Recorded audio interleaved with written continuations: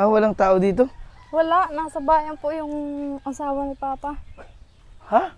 Nasa bayan. Si Papa Dumating nasa na bundok. yung nanay mo? Hindi. Nag-asawa na po ulit si Papa. Ano? Nag-asawa na ulit?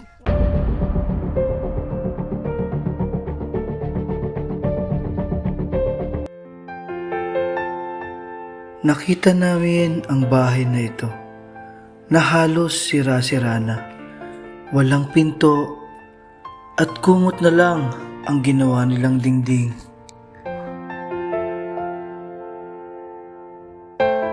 Sira-sira na rin at halos wala ng bubong ang kanilang tahanan.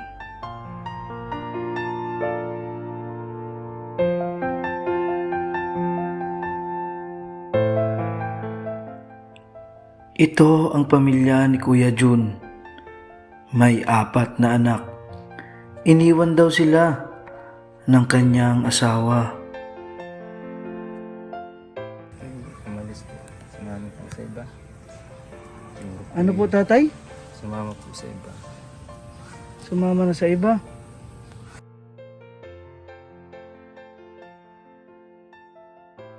Nag-iyak. Sa pagising sa umaga. Nasabi sila, mapas ko naman po eh. Kulang-kulang ang pamilya. Umot muna ang nilagay ko muna pang samantala para kami may matuluyan.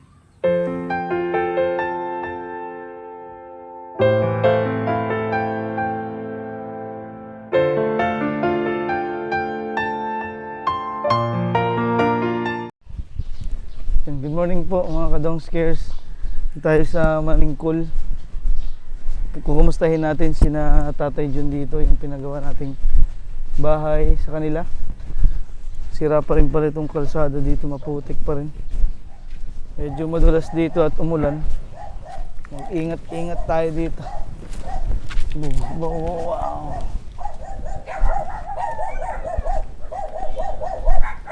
Wala yatang tao. Tao po.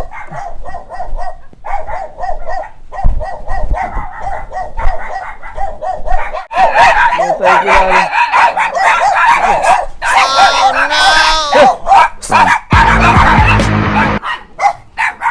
Hindi na tayo kilala ng aso, nakakatakot. Neng! Neng pala. Nakakatakot yung aso. Masups! Nakakatakot. Nakakatakot yung mga ngagat. Kumusta ang Cheska? Hindi na kami kilala ng aso. Dito na lang kami.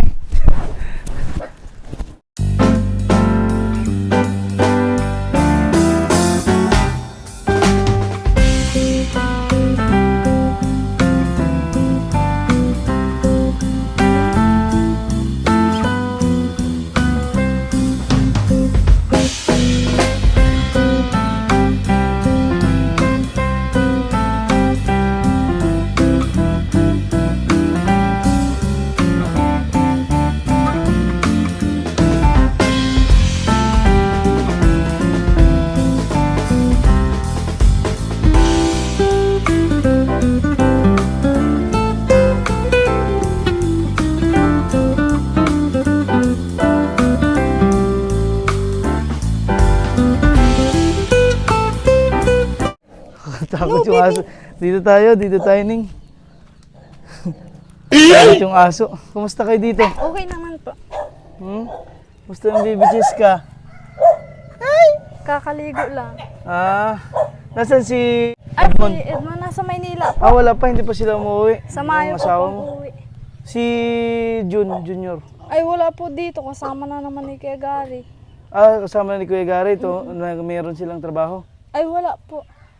Nasaan Hindi na rin na gawa nga ni para magka-trabaho siya, walang trabaho dito. Si Jinli, nasaan? Nasa Laugan po. Kumain na sila. Kumusta ang pag-aaral mo, Ning? Ayos naman po. Hindi ko naman po Takot ako napabayaan. dito sa aso. Hindi na kami kilala ng aso dito. Hindi ko Tiyo! naman po napabayaan pag-aaral ko. Oo nga, yun dapat ang asikasuhin, ano? Huwag ka na may stress sa iba. Kaya Basta nga yun eh, ang i-focus mo na lang. Kasi pag nakatapos ka, Maayos ang buhay. maayos mo yung buhay pati mga kapatid mo. Ay, okay pa naman yung solar. Opo, okay naman po Tapang yan. buntis yata itong asong ito. Hindi ko lang po Katakot alam. ay. Hindi na kami kilala. Si Jessica, hindi na rin kami kilala, no? Hindi na rin kilala, oh. Kilala mo na? Oh. Hindi na nga ni agad. 3 weeks lang kami nawala ay. Eh, kamusta rin pinagawa namin bahay? Ayos naman po. Nakasarado wari. Hmm. Ah, walang tao dito? Wala. Nasa bayan po yung asawa ni Papa. Ha? Nasa bayan. Si Papa Dumating nasa na bundok. yung nanay mo? Hindi.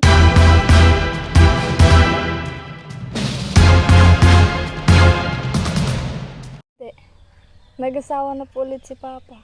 Ano? Nag-asawa na ulit? Opo.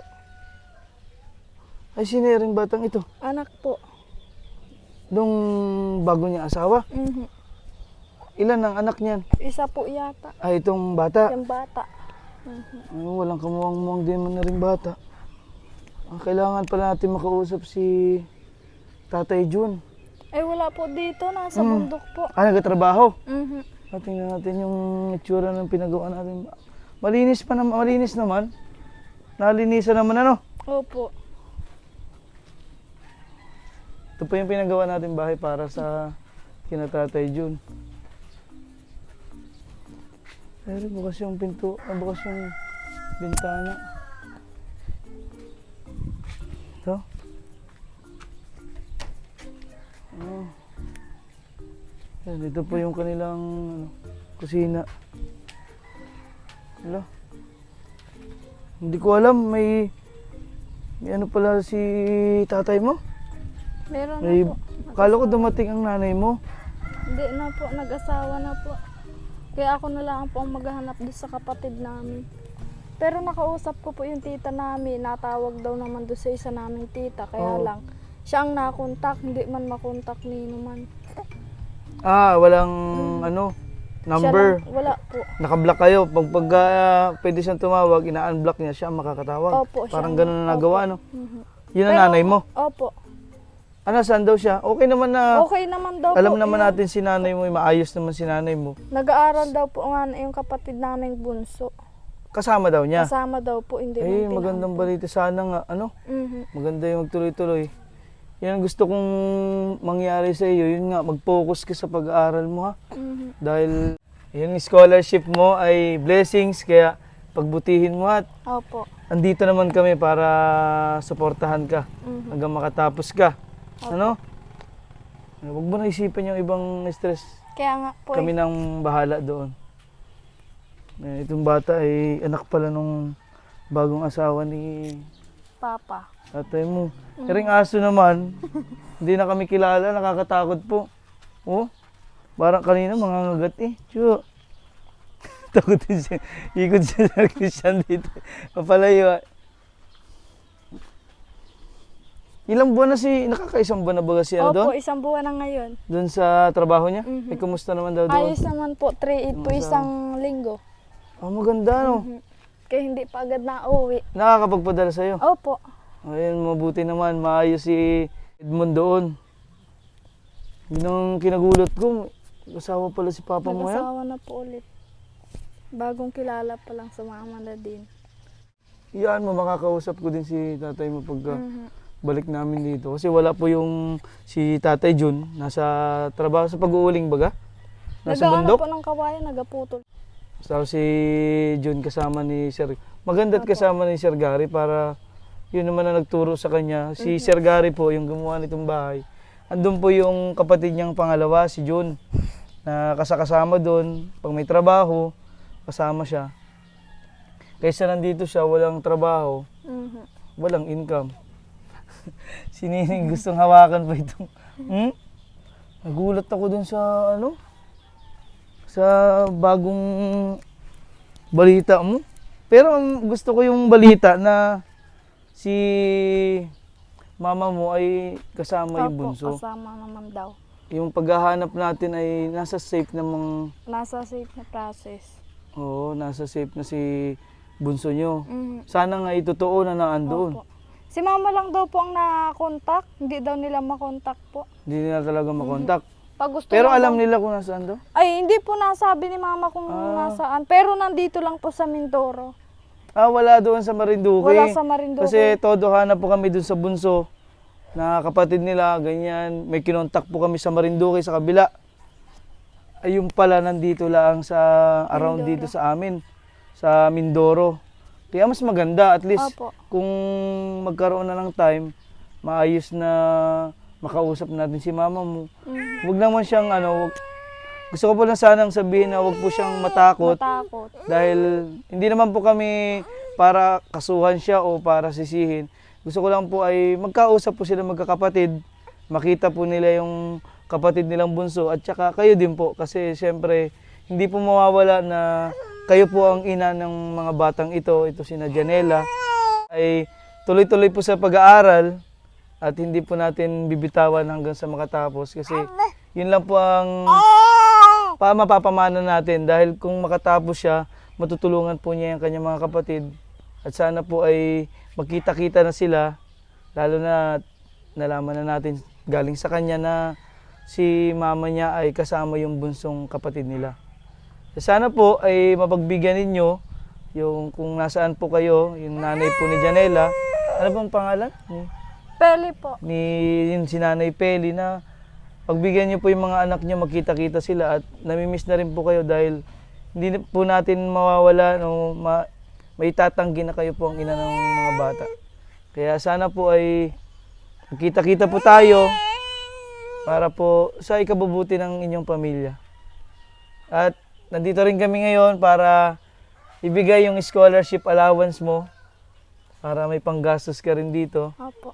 Yan. Ito yung 1,000. Oh. 2,000. Ito pa. Oh, yan.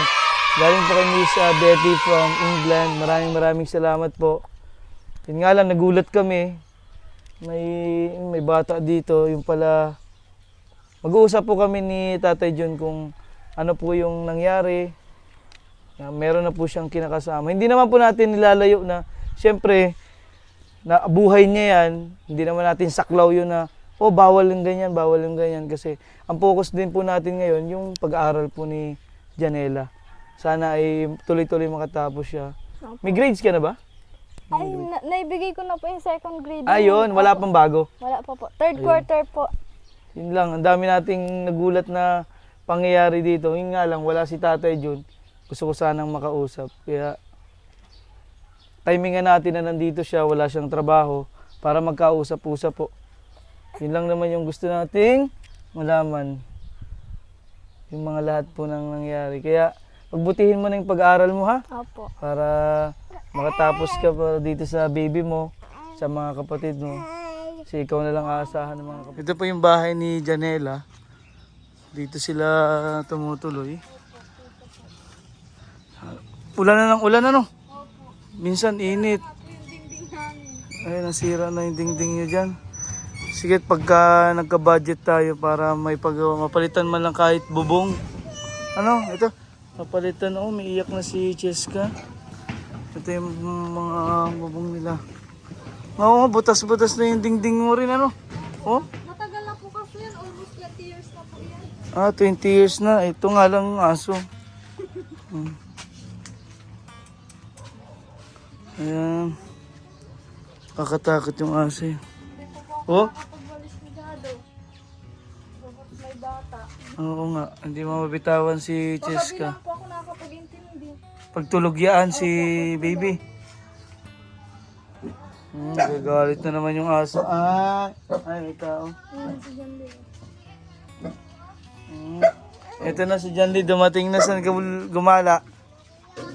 Buti mabait yung bata. Oo nga, mabait yung kuya daw. Yan po yung anak nung...